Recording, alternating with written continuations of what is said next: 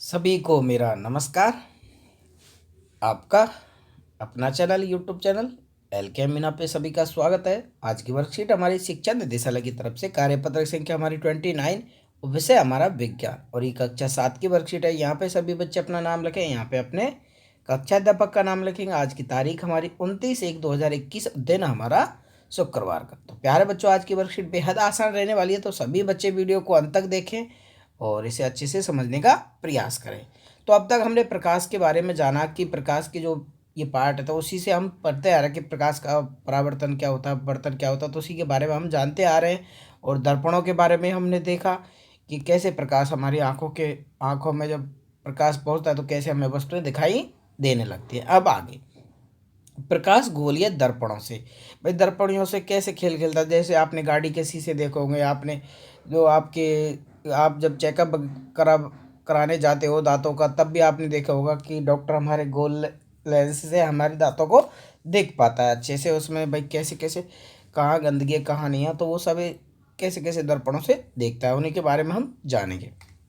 क्या कभी आपने स्टेनलेस स्टील की नई प्लेट या चम्मच में अपना प्रतिबिंब देखा कि आपके घर में जो स्टील की नई नई प्लेटें होती है, तो क्या चम्मच होते हैं, तो क्या उसमें अपना प्रतिबिंब चेहरा देखते हैं ना, हमें बिल्कुल साफ नज़र दिखाई देती है। यह नहीं तो आज ही रसोई में जाइए, आप क्या रसोई में आज जाइए। अब अभी तक आपने ये चीज़ नहीं देखी है कि वो जो स्टील के नए नए बर्तन हैं, प्लेट है, चम्मच है, तो उनमें अगर आपने अपना दर्पण नहीं देखा तो आप आज ही रसोई में जाइए और उसका परीक्षण करें, मतलब उसका प्रयोग आप करें। यदि यदि हाँ हाँ तो समय है एक बार फिर से देखने का, एक बार फिर से आप उसे देखेंगे, ठीक है। देखो, चम्मच का चमकदार वर्गीकृत सतह पर एक दर्पण की तरह कार्य करती है। जो चम्मच का चमकदार सतह है वो एक दर्पण की तरह कार्य करती है। गोलीय दर्पण वर्गीकृत दर्पण का सबसे अधिक सामान्य उदाहरण है। जो गोलीय दर्पण है हमारे होते हैं गोलीय दर्पण, वो एक वर्गीकृत दर्पण का एक सबसे अधिक सामान्य उदाहरण है। देखो, गोलीय दर्पण दो प्रकार के होते हैं बेटा। एक होता है गोलीय दर्पण अवतल दर्पण और एक होता है उत्तल दर्पण। देखो, चम्मच का ये भीतरी सतह आपको भीतरी पृष्ठ आप दिखा रहे हैं, ये चम्मच यहाँ पे दिखाया हुआ है, जैसे एक लड़के का ये चित्र है। तो आप चम्मच में देखेंगे ना भीतर की सतह, तो ये बेटा ये अवतल दर्पण होता है। कौन सा होता है? अवतल दर्पण। और चम्मच का बाहरी सतह, ये बाहरी पृष्ठ होता है, ये उत्तल दर्पण होता है, ठीक है। तो इनके बारे में भी आगे हम जानेंगे। देखो, किसी गोलीय दर्पण का परावर्तक पृष्ठ अवतल, मतलब जो अवतल है, अवतल मतलब चम्मच का भीतरी पृष्ठ, जो कि अवतल दर्पण कहलाता है, ठीक है। तो अब आपके मन में डाउट क्लियर हो गया कि किसी गोलीय दर्पण का परावर्तक पृष्ठ अवतल चम्मच का भीतरी पृष्ठ है, यह अवतल दर्पण कहलाता है। और यदि परावर्तक पृष्ठ चम्मच का बाहरी पृष्ठ, यह उत्तल दर्पण कहलाता है। तो दोनों ही चीज़ आपकी क्लियर होगी कि अब अवतल दर्पण क्या है, अब उत्तल दर्पण क्या है, ठीक है। ये इनके उदाहरण हैं दोनों के, तो आप इनको अच्छे से देख लेंगे। आगे प्रतिबिंब, भाई प्रतिबिंब क्या है? दर्पण से परावर्तन के कारण किसी वस्तु की जो छवि बनती है उसे हम वस्तु का प्रतिबिंब कहते हैं। दर्पण से परावर्तन के कारण जो प्रकाश का परावर्तन है, तो वो सभी जगह जब प्रकाश, जैसे हम कमरे में खड़े, हमने लाइट जला दी तो प्रकाश का जो प्रकाश ही तो फैला, तो प्रकाश हमारी आंखों में फैला, आंखों में घुसा तो आंखों की, मतलब आंखों के माध्यम से, या प्रकाश आंखों में जब प्रकाश डला तो आंखों के माध्यम से आप किसी भी चीज़ को देख पाते हैं। तो वही क्या होता है, वही प्रतिबिंब होता है। दर्पण से परावर्तन के कारण किसी वस्तु की जो छवि बनती है उसे वस्तु का प्रतिबिंब कहते हैं। ओके बेटा, क्लियर ये चीज़ हमारी। अब देखते हैं हम गोलीय दर्पण द्वारा प्रतिबिंब का निर्माण कैसे होता है। कि पर्दे पर बनने वाले प्रतिबिंब को वास्तविक प्रतिबिंब कहते हैं। कि पर्दे पर बनने वाले प्रतिबिंब को तो हम वास्तविक प्रतिबिंब कहेंगे, और समतल दर्पण द्वारा बने प्रतिबिंब को पर्दे पर प्राप्त नहीं किया जा सकता। जो समतल दर्पण हमारा होता है उसे हम प्रतिबिंब को पर्दे पर प्राप्त नहीं कर सकते। इस प्रकार का प्रतिबिंब आभासी प्रतिबिंब हो सकता है। आभासी प्रतिबिंब हो सकता है मतलब कहलाता है कि इस भाई समतल दर्पण द्वारा बने, कि आभासी प्रतिबिंब, जैसे हम हमारे घर में शीशा है, दर्पण है, तो उसमें हम देखते हैं तो हमें आभास है कि कौन है, हम ही तो हैं। अब कोई वस्तु हम उसमें देख रहे हैं तो वो हमें आभास हो रही है कि हाँ ये वस्तु है। ओके बेटा, क्लियर। अब ये वास्तविक प्रतिबिंब और आभासी प्रतिबिंब दोनों को मतलब हम समझ गए। आगे हम देखते हैं कि अवतल दर्पण द्वारा प्रतिबिंब आकार में वस्तु से छोटा या बड़ा हो सकता है। कि अवतल जो दर्पण में हम देखते हैं कोई भी आकृति या कोई भी वस्तु हम देखें तो वस्तु आकार में छोटी या बड़ी हो सकती है। प्रतिबिंब वास्तविक अथवा आभासी हो सकता है। और जबकि उत्तल दर्पण में किसी वस्तु का आभासी या सीधा प्रतिबिंब बनता है। प्रतिबिंब का आकार वस्तु के आकार से हमेशा छोटा होता है। ध्यान रखना, इन दोनों में अंतर है बेटा। अवतल दर्पण में तो बिल्कुल छोटा या बड़ा हो सकता है, और वस्तु के आकार से हमेशा इसमें उत्तल दर्पण में क्या होगा बेटा, हमेशा छोटा होगा। आगे देखते हैं।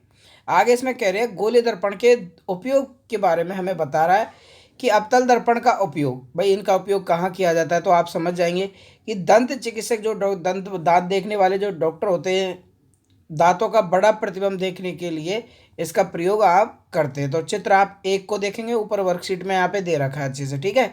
और टॉर्च देखो, और कहाँ का प्रयोग होता है, टार्च, कारों, स्कूटरों के अग्रदीप, जो स्कूटर की आगे की हेडलाइट होती है, परावर्तक की पृष्ठ के कारण पृष्ठ की आकृति भी अवतल है। कि मतलब यहाँ जगह पे इनका अवतल दर्पण का प्रयोग होता है। वो कैसे दर्पण आएंगे, अवतल दर्पण में।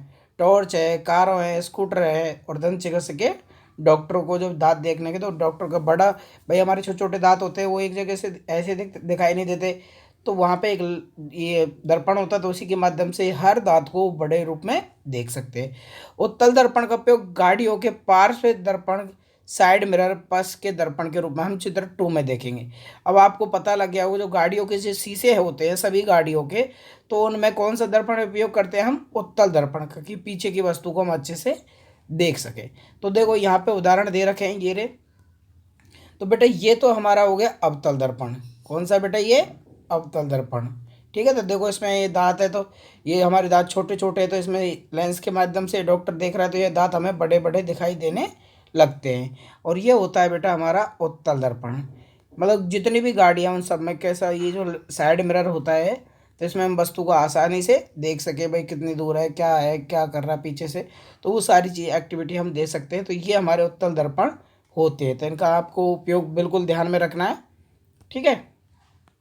आगे आप देखते हैं हमें इसकी क्वेश्चन आंसर, कि स्टेनलेस स्टील चम्मच का कौन सा पृष्ठ अवतल दर्पण तथा उत्तल दर्पण की तरह कार्य करता है। तो आपने यहाँ पे अभी पढ़ा, तो इसका पृष्ठ ये रहा, देखो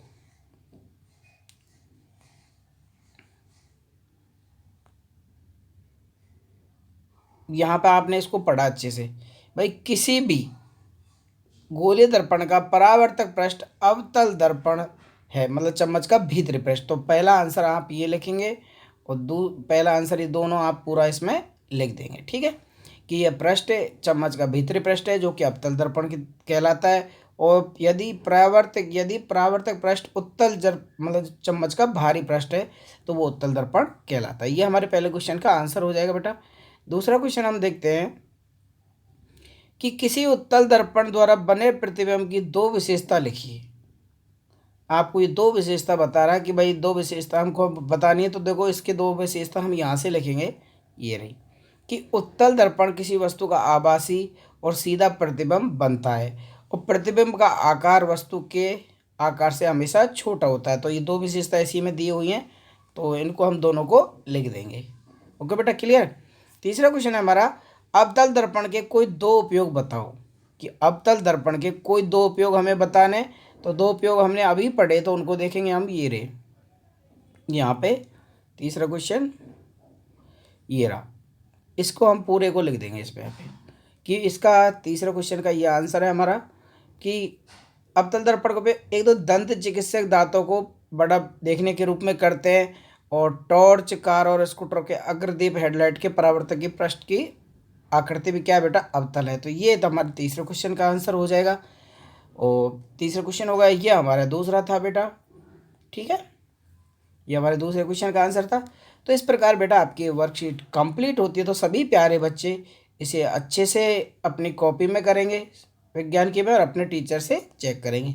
आपको ध्यान रखना है, दर्पण हमारे दो प्रकार के होते हैं, एक अवतल और एक उत्तल दर्पण। ठीक है, तो बेटा ये हमें अच्छे से याद कर लेने हैं, कभी भी कोई सा भी एग्जाम में पूछ लिया जाएगा आपसे। ओके, तो वीडियो को लाइक और चैनल को सब्सक्राइब करना ना भूलें। Thank you.